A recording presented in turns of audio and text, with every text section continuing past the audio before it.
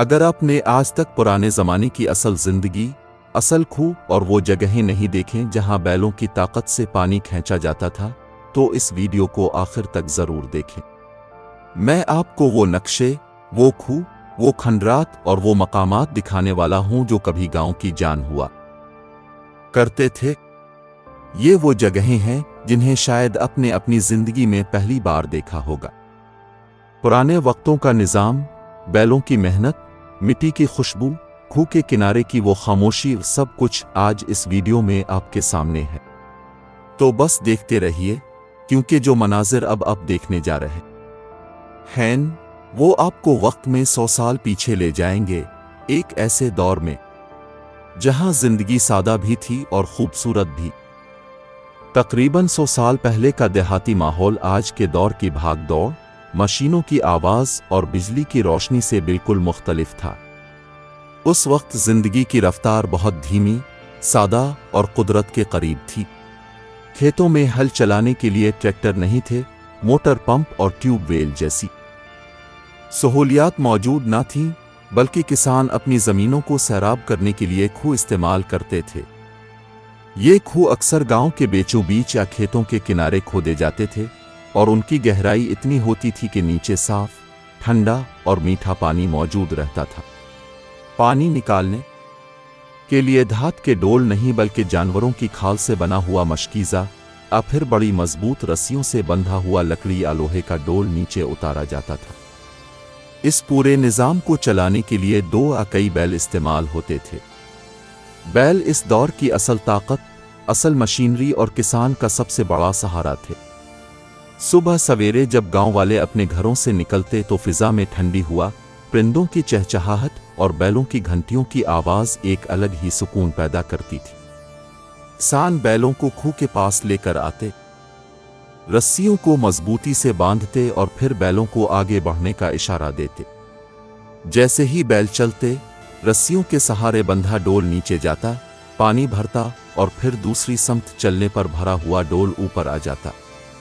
यही वो पानी था जिससे फसलें जिंदा रहती थीं, और यही पानी किसानों की उम्मीदों, उनकी मेहनत और उनकी रोजी का जरिया था। खूह के इर्द गिर्द एक अजीब सादगी और खामोशी हुआ करती थी। ना मोटर की आवाज़, ना धुआं, ना शोर, सिर्फ बैलों के कदमों की चाप, पानी की छल छल और ज़मीन पर लगती मिट्टी की खुशबू। किसान इस पानी को नालियों के जरिए खेतों में ले जाते। नालियां भी हाथ से खोदी होती थीं और हर किसान अपनी नाली साफ रखने का जिम्मेदार होता था। पानी आसानी से नहीं आता था, हर बूंद के पीछे बैलों की ताकत, इंसान का पसीना और घंटों की मेहनत शामिल होती थी, इसलिए इस पानी की कदर भी ज्यादा थी। इस दौर में बिजली न होने के बराबर थी, इसलिए हर काम सूरज की रोशनी और मौसम के साथ जड़ा हुआ था। सुबह जल्दी काम शुरू होता और शाम होते ही सब घर लूट जाते।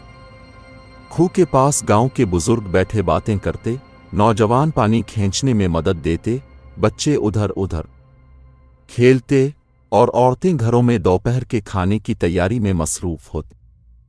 पूरी देहाती जिंदगी खूह के इर्द गिर्द ही घूमती थी। खूह सिर्फ पानी का जरिया नहीं था, बल्कि वो गांव की जिंदगी, इत्तेहाद और मेहनत की अलामत था। मौसम के बदलने से खूह के पानी की मिकदार भी बदल जाती।